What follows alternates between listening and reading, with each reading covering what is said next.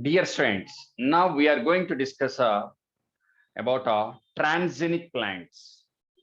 What are the transgenic plants developed by recombinant DNA technology, biotechnology?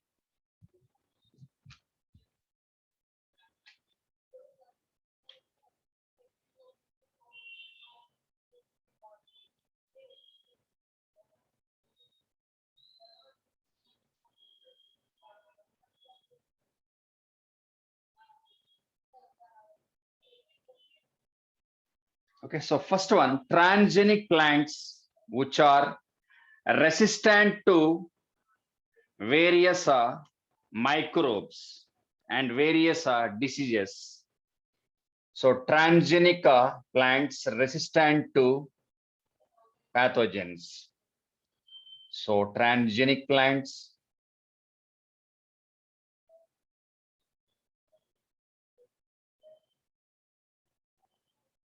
are resistant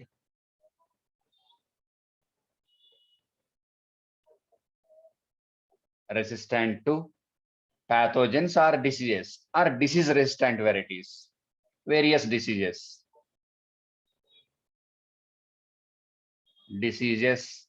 caused by microbes. So transgenic plants resistant to diseases caused by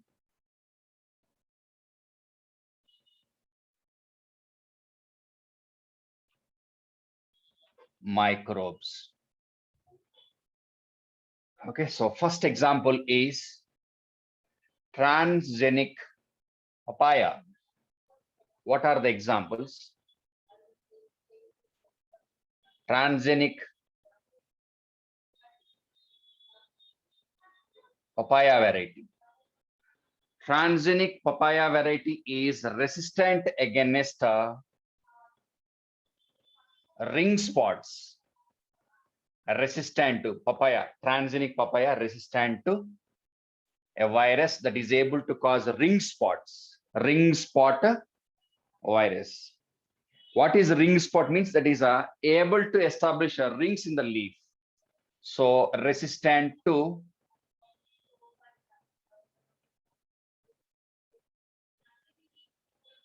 ring spot virus. Virus which is able to cause ring-like spots in leaf. Transgenic papaya. Next, BT cotton or whatever it is. BT is resistant to insects, biocontrol agent. Transgenic BT cotton, BT corn like that. Next, transgenic varieties in the case of tomato varieties. Transgenic tomato resistant to Pseudomonas. Pseudomonas, a bacterium. Pseudomonas. Next, potato varieties. Potato variety resistant to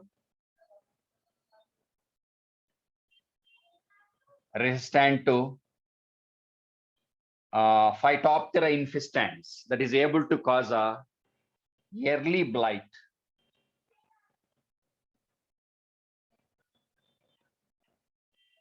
Early blight of potato, that is caused by Phytophthora infestans. So potato varieties which are resistant to a fungus. So many diseases are there. So resistant to potato varieties resistant to Phytophthora infestans. Phytophthora infestans. This is a fungus. Okay, so we designed certain number of transgenic plants which are resistant to so-called microbes. And second one, transgenic plants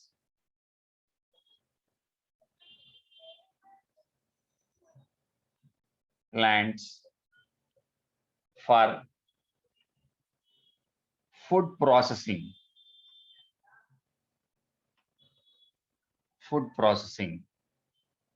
The given one is flavor sour variety of tomato. Flavor sour variety. The given example is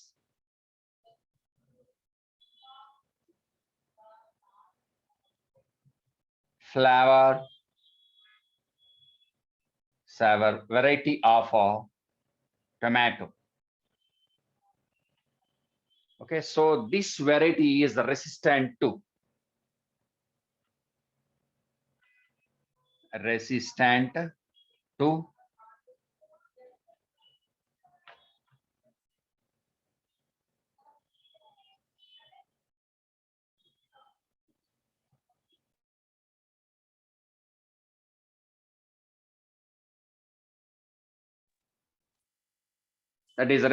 bruise. What is a bruise?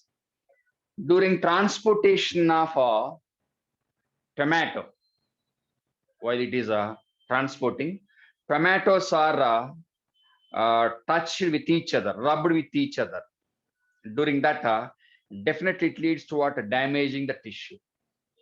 So here, because of production of a protein, an enzyme, that accelerates fast ripening of tomato.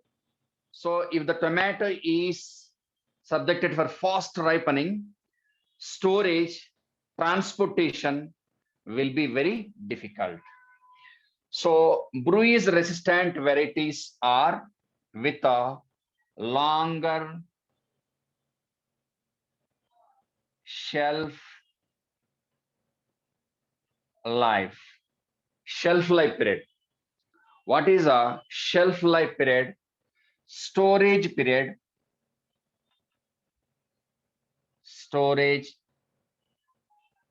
period without loss of freshness.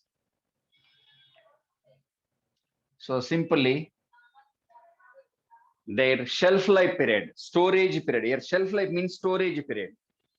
Longer shelf life period. Generally, leafy vegetables.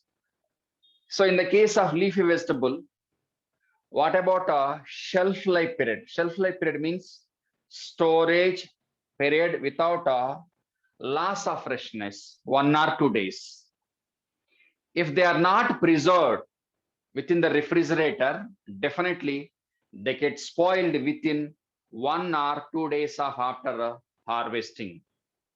So in the case of tomato, generally tomatoes are with a 1 week shelf life period or 3 or 4 days shelf life period. For example, we plan to transport tomato varieties from India to America, for example, by means of ship. Time required is at least 1 month period, 1.5 month. During that period, we need a flavor sour variety only, no bruise. Bruise means development of ripening areas.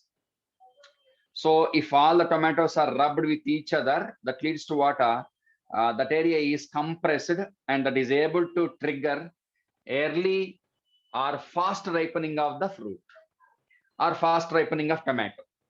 So this variety is suitable for storage and transportation. Shelf life period means storage period without loss of freshness of concerned one. So simply, what about the importance of this one? Delay in ripening. Delay in ripening. Delay in ripening. So that was one example given under a transgenic plant suitable for food processing. Next, transgenic plants with a biofortified crop, improved food quality. Transgenic plants transgenic plants with improved food quality, not quantity. Here given one is food quality. What is that quality? Nutritional quality. Nutritional. That is a biofortified crop. Biofortified crop to prevent a hidden hunger. If you go back to strategies for enhancement in food production, it was given there. Biofortified crops, transgenic plants which are able to produce food with various organic, inorganic nutrients, fibers, amino acids, vitamins, like that. So given example is golden rice. Golden rice, that is rich in vitamin A that can prevent blindness. Okay, so the source of golden rice, it was developed from mother for the so-called golden rice. Okay, so from Taipai variety of rice. Okay, so there's about transgenic plants with improved nutritional quality, food quality. Here given one is vitamin A, right? Next.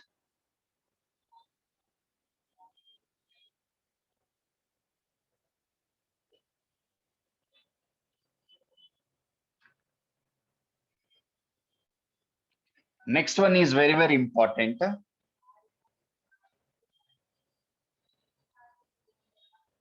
Fourth one, transgenic plants for plant breeding. Fourth one, male sterile plants.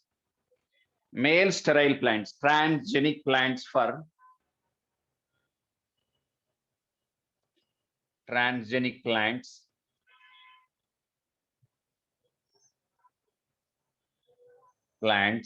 for plant breeding.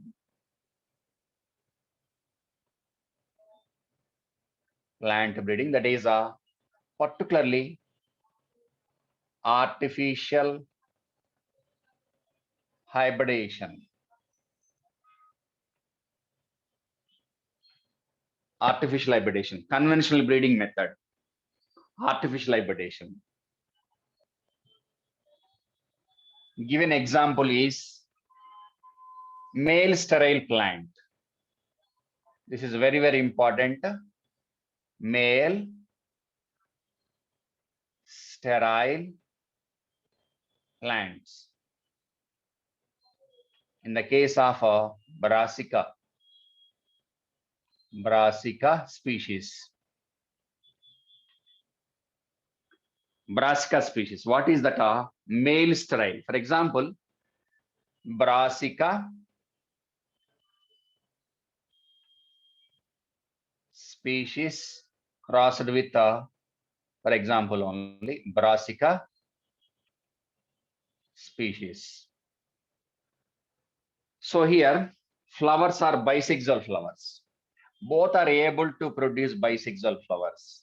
Brassica, Brassicaceae family, mustard family, Cruciferae, old name. So bisexual flowers. Bisexual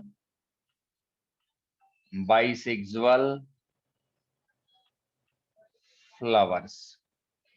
So for example, here, this one, first one, A parent, and this one is B parent. Here I'm going to use a parent as a female parent, A as a female parent,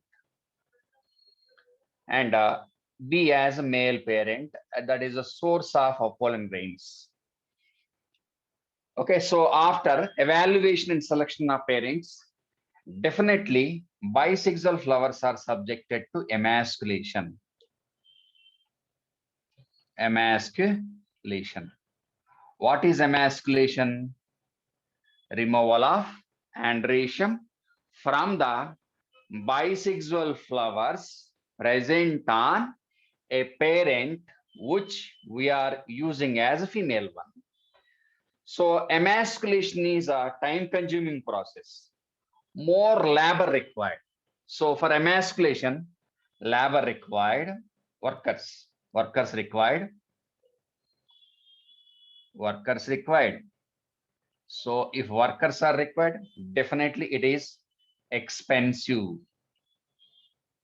You have to pay money to those workers. It's a costly work. Then what about the cost of production of hybrid variety? More. So to avoid, our objective is we have to avoid this event. So to avoid emasculation,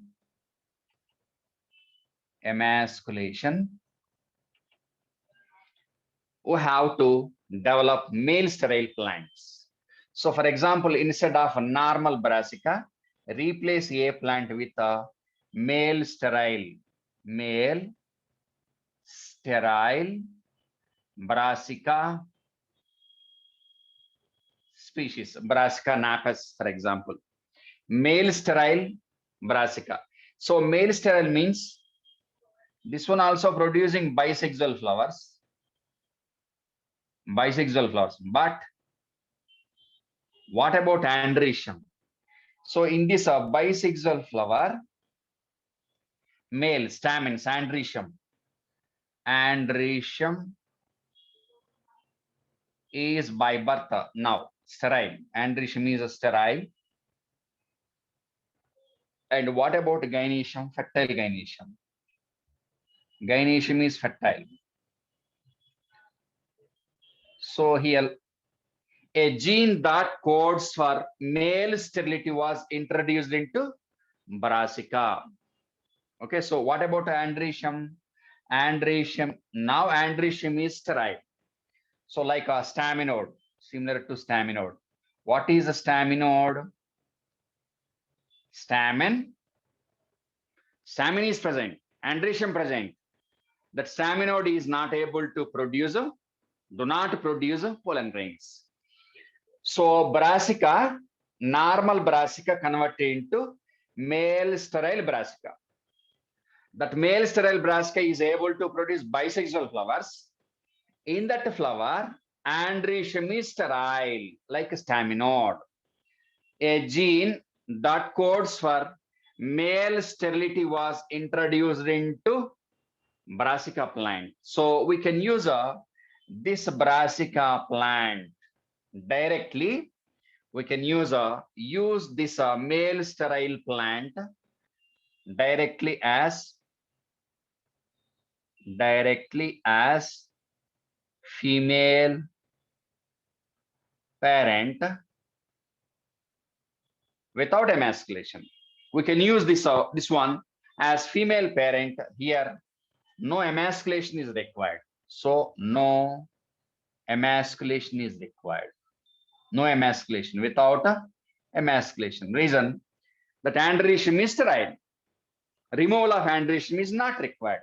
Physically present, but sexually it is not able to produce a pollen grain. So we need not to remove that one. So we can use a male sterile brassica as a female parent. This statement is very, very important. So we can use this one directly as a female parent without emasculation. Reason, emasculation is very costly process. More money is required. Then what about the cost of production of a hybrid? If we follow emasculation method, very costly.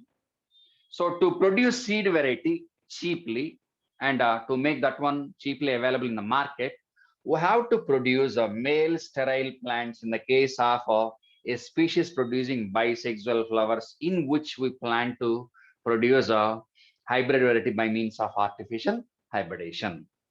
So brassica basically able to produce bisexual flowers. Okay, so we have to emasculate it. Instead of that, nowadays we can use male sterile transgenic plant as female parent without emasculation. Labor not required, and it is a not expensive process. And definitely they will ask you, male sterile Brassica napus, one type of species. Brassica, male sterile Brassica napus can be used as a male parent or female parent. Can be used as a female parent without emasculation. So that is the importance of a male sterile plant in the case of Brassica varieties, Brassica napus. Brassica napus, Napus, Brassica napus. So here example is a Brassica napus, particularly species is a Brassica napus, male sterile plants.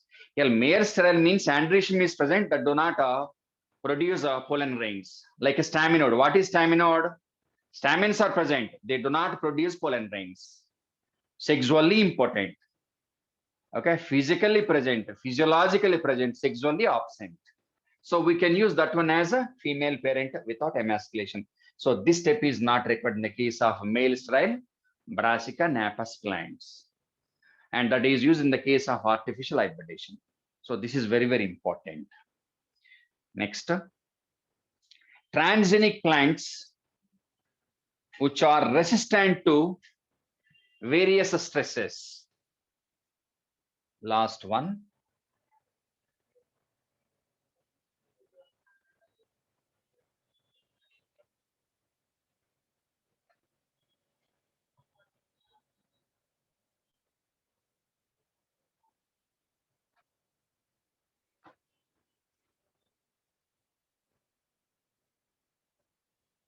Transgenic plants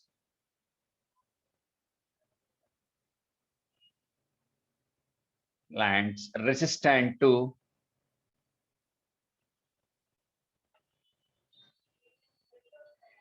abiotic and biotic stresses. Stress caused by abiotic and biotic stresses. First one, Basmati variety.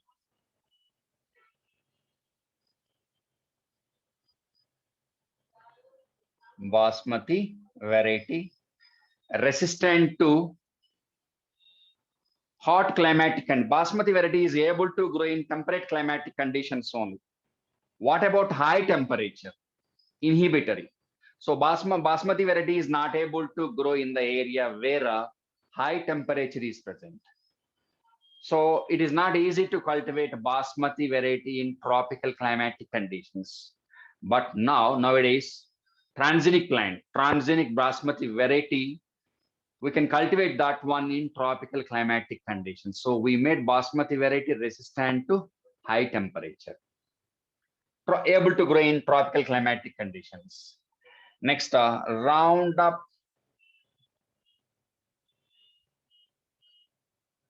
Ready. This is a variety name, Roundup Ready of soybean. Soybean variety resistant to or tolerant to herbicides. Herbicide tolerant. For example, if herbicide, what is herbicide? Used to kill weeds and herbs or undesirable plants. Undesirable plants growing along with the desirable plant, weeds, herbs. So we have to use herbicide or weedicide to eliminate a herb and weeds. That herbicide is able to kill not only herb or weed, but also soybean. But we made a soybean resistant to herbicide. So now herbicide is able to kill so-called weeds only, but not a so-called resistant variety. Okay, right? So there's about a transgenic plants resistant to abiotic and biotic stresses. So these are a certain number of transgenic plants. Next, what is a molecular farming? Molecular farming.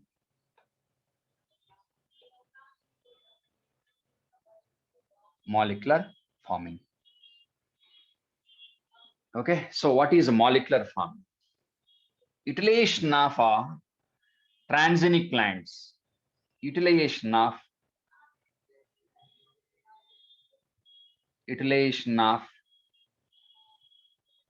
transgenic plants as bioreactors. Bioreactors as or biofactories as biofactories or bioreactors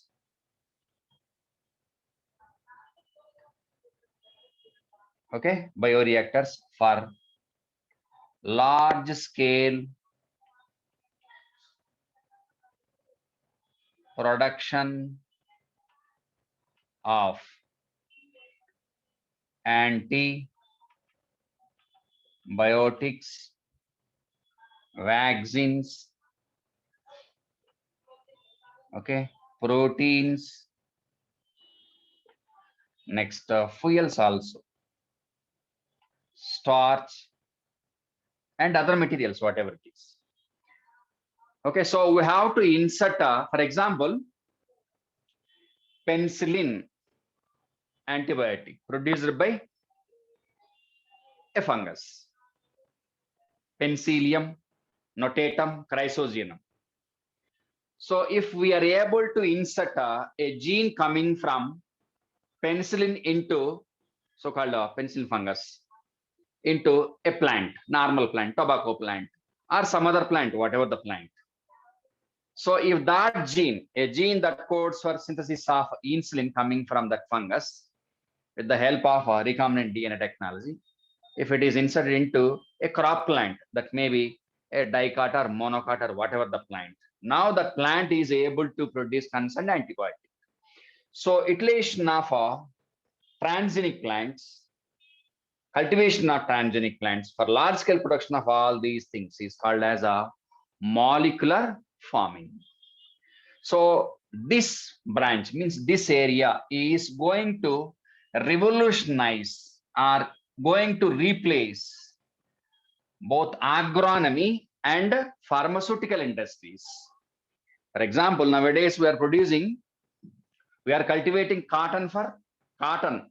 So-called cotton plant is for cotton only for cotton.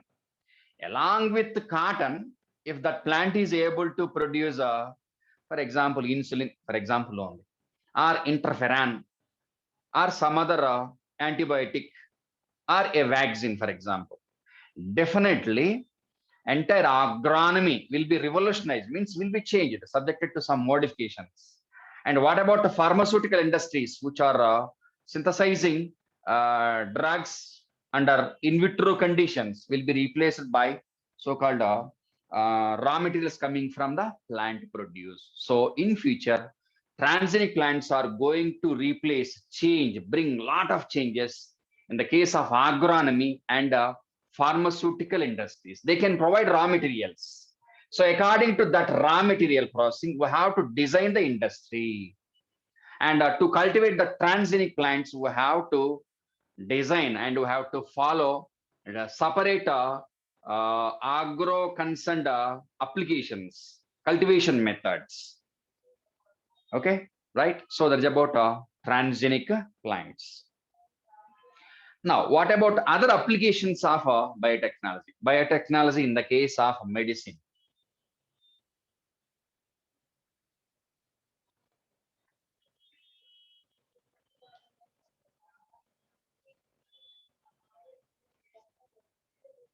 Biotechnology in medicine.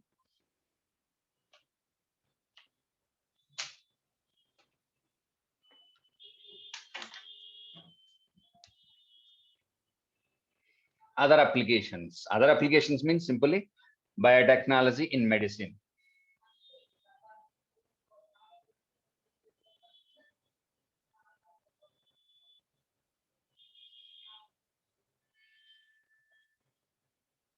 Or health industry. Okay. So here the thing is, medicine means how to control the disease. Two measures are there. One is a prophylactic measure and second one is a therapeutic measure. So how to control the disease? Two methods. One is a prophylactic measure. Prophylactic measure or method. What is prophylactic? Prevention is better than cure. Therapeutic measure. Therapeutic means already pathogen entered, infection present, and patient is suffering from certain number of disease, whatever the type of disease. Now we have to use chemicals.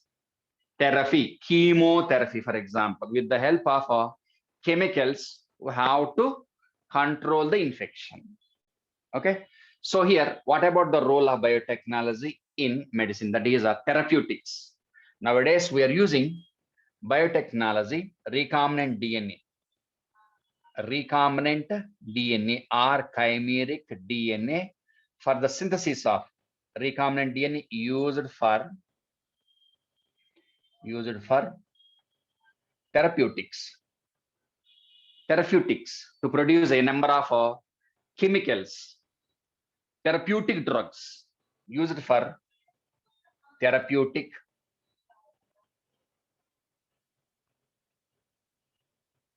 drugs. What are the not only drugs, other hormones also, therapeutic drugs? What are they? Okay, for example, vaccines, antibiotics,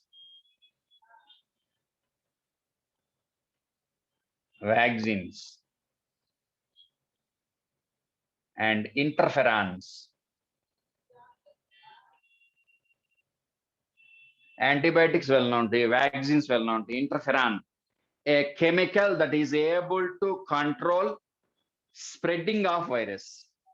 Interferons are wiry static compounds. Wiry static. They stop multiplication of virus. They are not virucides. They can stop further spreading of virus. Interferons. Okay, right? Interferons, vaccines, vitamins also. We can produce vitamins required.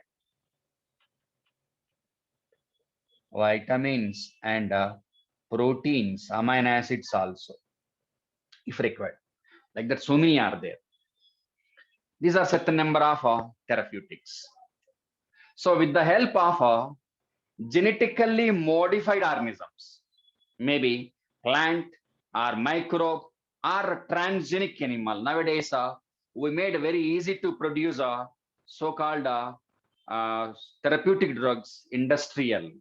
So out of all these, in our textbook, they explain certain number.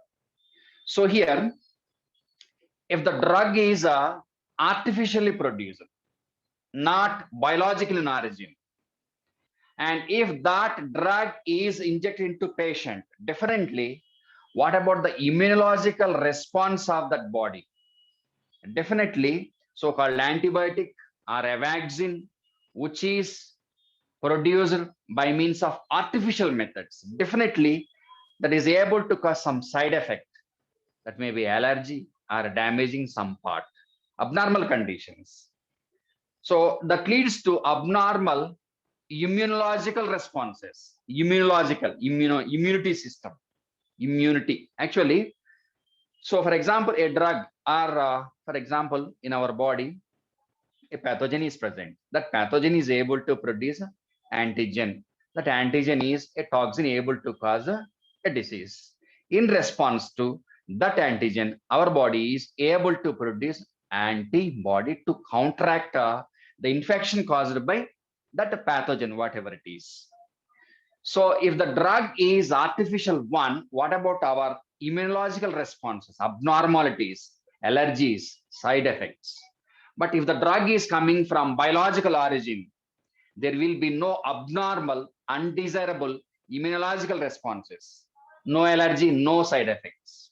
So that's why we started a production of a number of therapeutical drugs with the help of recombinant DNA technology by producing transgenic microbes, transgenic plants, transgenic animals also. So out of all these in our textbook, they explained one by one. First one is insulin. What about insulin? Chemically, insulin is a protein.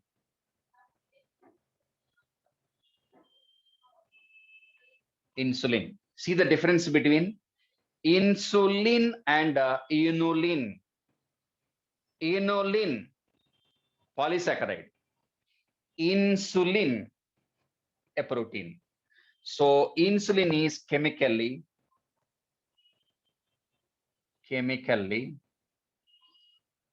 it is a polypeptide. Polypeptide. Polypeptide means protein. And we are calling this one as a human hormone. So what is the role of insulin? The role of this one is concerned with controlling sugar levels by transporting sugar. So concerned with the controlling glucose levels, controlling glucose in blood by transporting it into concerned cells. Okay. So nowadays, particularly in developing countries, most of the individuals have been suffering from diabetes. So insufficient production of in that patient, for example, insulin is less produced. So diabetic patient,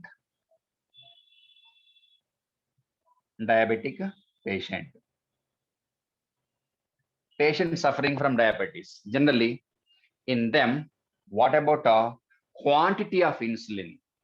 They are with a less quantity, less amount of insulin.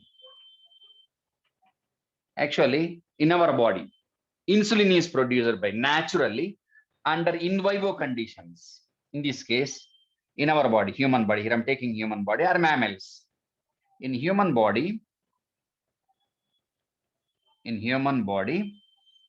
pancreatic part,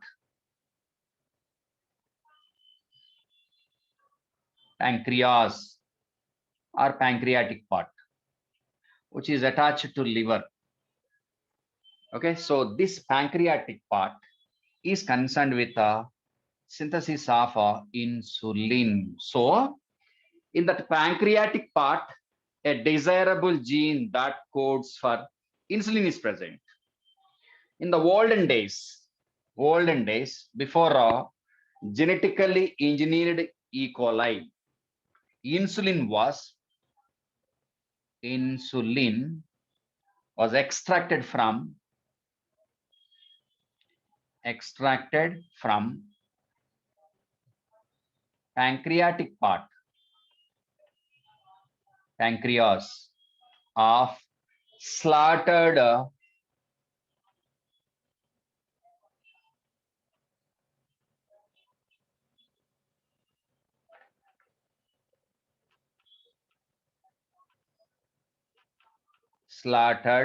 cut, killed, slaughtered cattle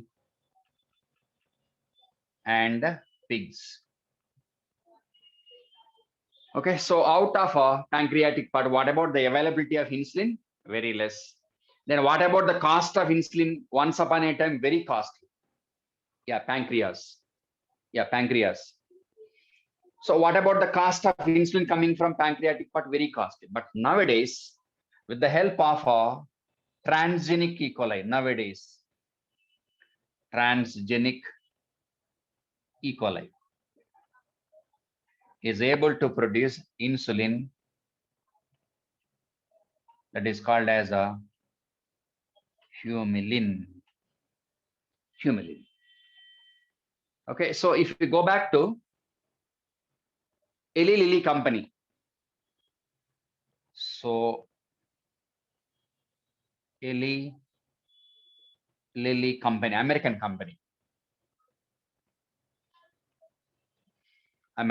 company, what they did, they isolated two genes. Okay, two genes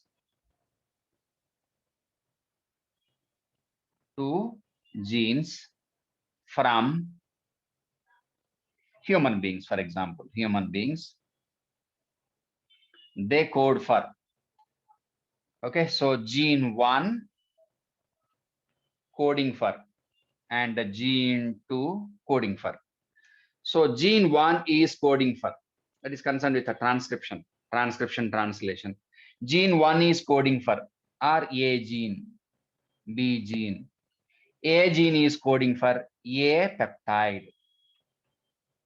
A peptide means A polypeptide, and B peptide. So they isolated. They artificially synthesized, they synthesized two genes with the help of genes coming from human being. So they synthesized two genes, A gene and B gene. They code for A polypeptide and B polypeptide. So A gene inserted into A gene, gene A gene inserted into E. coli, and B gene also inserted into E. coli by means of a recombinant DNA technology. Okay, so after cultivation, biosynthetic process downstreaming, they collected A concerned peptide, B concerned peptide from separate E. coli cells. So A peptide and B peptide. So A polypeptide, B polypeptide, separately synthesized from two different strains of E. coli with A gene and B gene. So now A and B polypeptides, A and B polypeptides linked by disulfide bonds or bridges.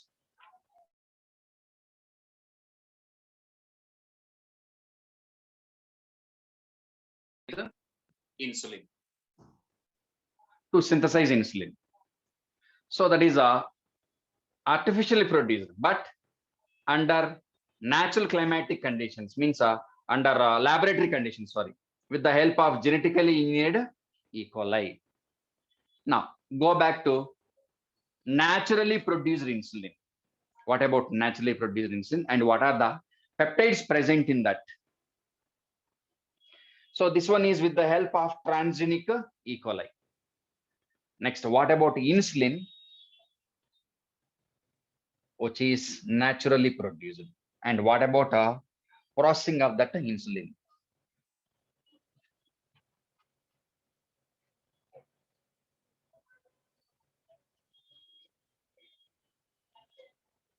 So this is actually proinsulin.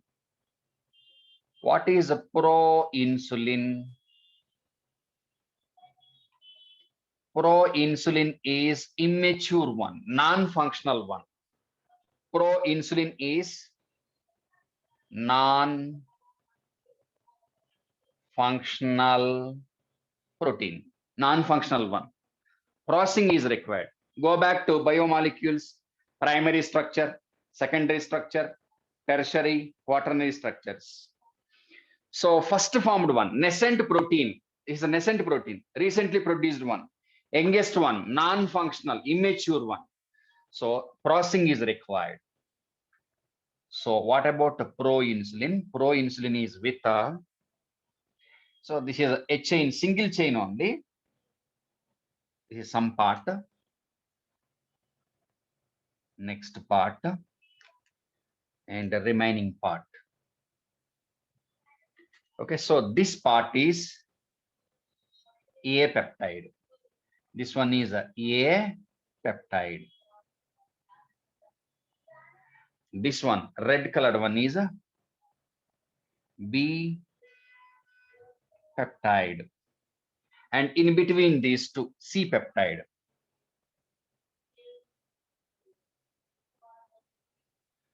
So what is the role of a C peptide? For the synthesis of insulin from A peptide and B peptide, it plays an important role. So this is a folded one. So here it is a folded one. So now elimination of or cutting, elimination or cutting or removal of C peptide. Okay, C peptide is removed. For example, this one is a C peptide. C peptide. C peptide means C polypeptide, some part of that protein. It is a single protein only having three zones or three parts. Part 1, part 2, part 3. C peptide removed. And the remaining one is a peptide. And this one is a B peptide.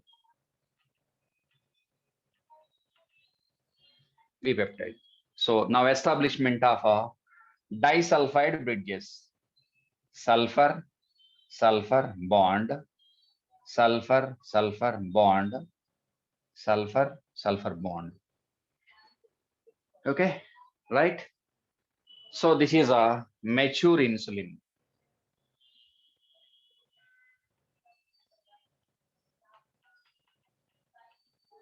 Insulin. So this is nothing but a processing.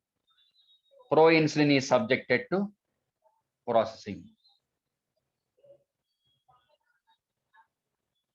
Processing of insulin into proinsulin into functional insulin. Matured means functional.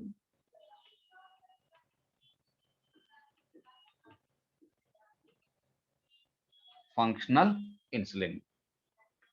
So now it is at almost at a tertiary structure. Generally in the tertiary structure, disulfide bridges are present. Go back to biomolecules. Primary, secondary, tertiary structure. Generally, enzymes, proteins are biologically active at a tertiary structure. Quaternary also, primary and secondary are not suitable. Right? So that is about insulin. Right?